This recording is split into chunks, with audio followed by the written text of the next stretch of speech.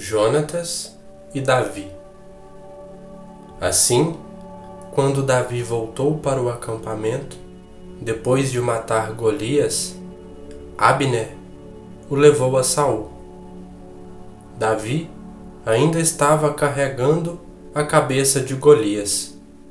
Saul perguntou: Rapaz, quem é você? Sou filho do seu criado Jessé, da cidade de Belém, respondeu Davi. Saul e Davi terminaram a sua conversa. Jonatas, filho de Saul, começou a sentir uma profunda amizade por Davi e veio a amá-lo como a si mesmo. Daquele dia em diante, Saul levou Davi para a sua casa e não deixou que voltasse para a casa de seu pai. Jonatas e Davi fizeram um juramento de amizade, pois Jonatas tinha grande amor por Davi. Ele tirou a capa que estava usando e a deu a Davi. Deu também a sua túnica militar, a espada, o arco e o cinto. Davi saiu-se bem em todos os lugares aonde Saul o enviou. Então Saul o promoveu a comandante do seu exército. E isso agradou a todo o exército, inclusive aos outros oficiais. Quando os soldados estavam voltando para casa, depois de Davi ter matado Golias, as mulheres de todas as cidades de Israel saíram para encontrar o rei Saul.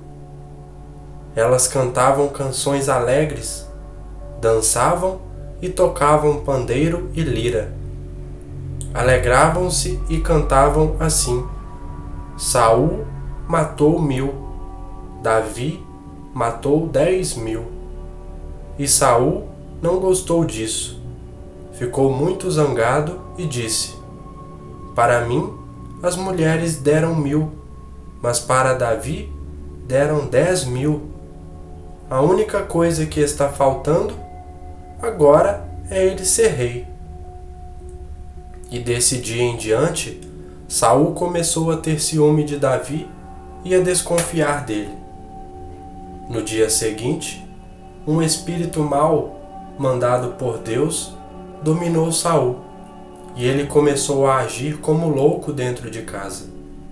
Davi estava tocando harpa, como fazia todos os dias, e Saul estava segurando uma lança. Então Saul pensou assim: Vou esperar Davi na parede. Vou espetar Davi na parede. E atirou a lança contra ele 2 vezes. Porém, nas 2 vezes Davi se desviou. O Deus Eterno estava com Davi e havia abandonado Saul. Por isso, Saul tinha medo de Davi. Então Saul o afastou de si, pondo-o como oficial comandante de 10.000 homens. Davi comandava os seus soldados na batalha, e tudo o que fazia dava certo, pois o Deus Eterno estava com ele. Saul viu o sucesso de Davi e ficou ainda mais com medo dele. Mas em Israel e em Judá, todos amavam Davi porque ele era um líder corajoso. Saul contou ao seu filho Jonatas e a todos os seus oficiais que ele planejava matar Davi. Mas Jonatas era muito amigo de Davi e por isso lhe disse: O meu pai está planejando matar você. Amanhã cedo tenha cuidado. Esconda-se em algum lugar secreto e fique lá. Eu vou esperar pelo meu pai no campo em que você estiver escondido e vou falar com ele a seu respeito. Se descobrir alguma coisa, eu aviso você. Então Jonatas elogiou Davi para Saul e disse: Meu pai, não faça nenhum mal ao seu servidor Davi, pois ele nunca lhe fez nenhum mal. Ao contrário, tudo o que ele fez tem ajudado bastante o Senhor.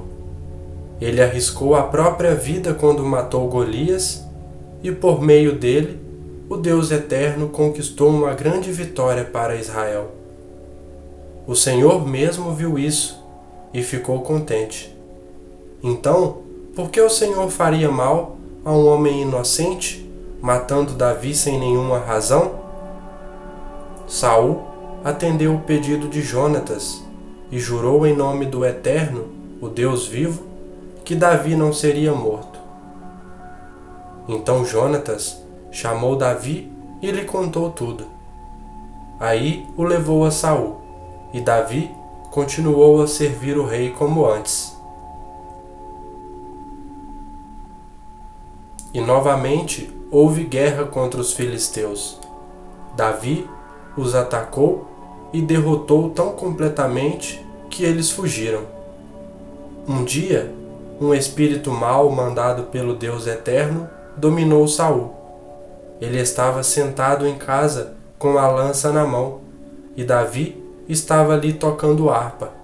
Saul tentou espetar Davi na parede com a sua lança, mas ele se desviou, e a lança ficou fincada na parede. Então Davi correu e escapou.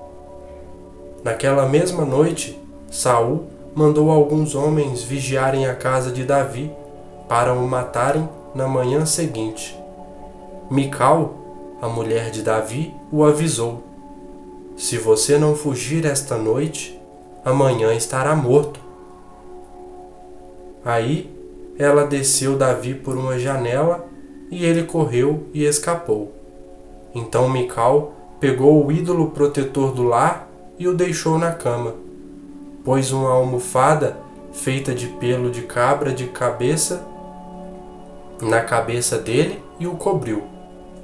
Quando os homens de Saul foram pegar Davi, Mical disse que ele estava doente, mas Saul mandou que voltassem lá e que eles mesmos vissem Davi. Tragam Davi aqui na sua cama, e eu o matarei, disse Saul.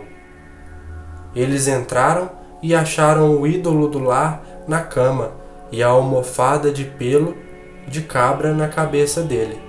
Então Saul perguntou a Mical: Por que você me enganou assim e deixou o meu inimigo escapar?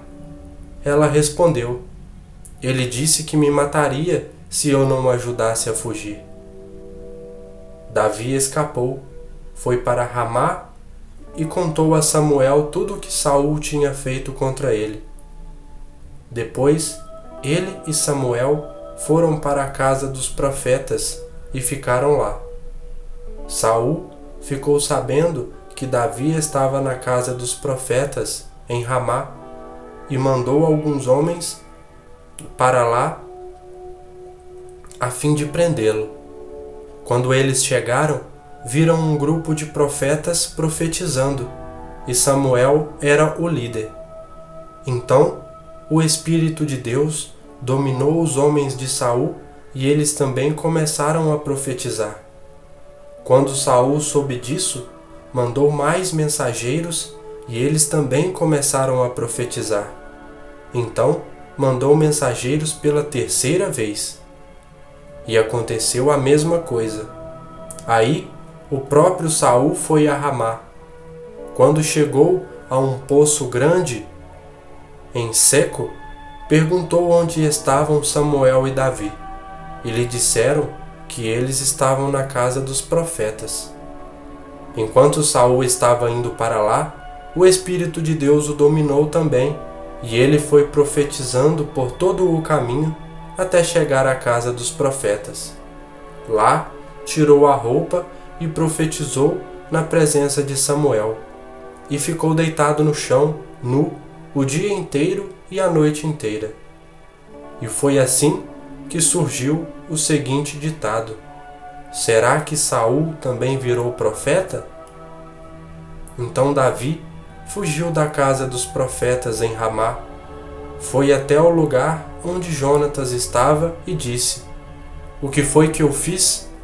Qual foi o meu crime? Que mal fiz ao seu pai para ele querer me matar? Jonatas respondeu: Que Deus não permita que você morra. O meu pai me conta tudo o que faz, seja importante ou não.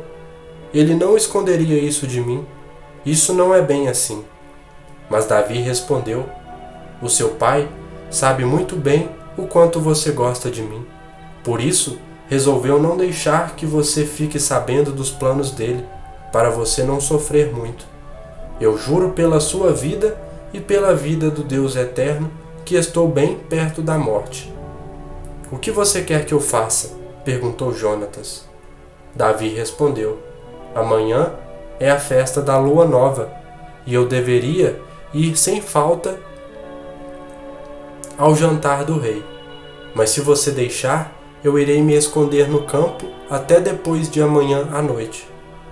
Se o seu pai notar que eu não estou à mesa, diga que eu pedi a você para me deixar ir com urgência a Belém, pois está na época de toda a minha família oferecer lá um sacrifício anual. Se ele disser está bem, eu estarei salvo.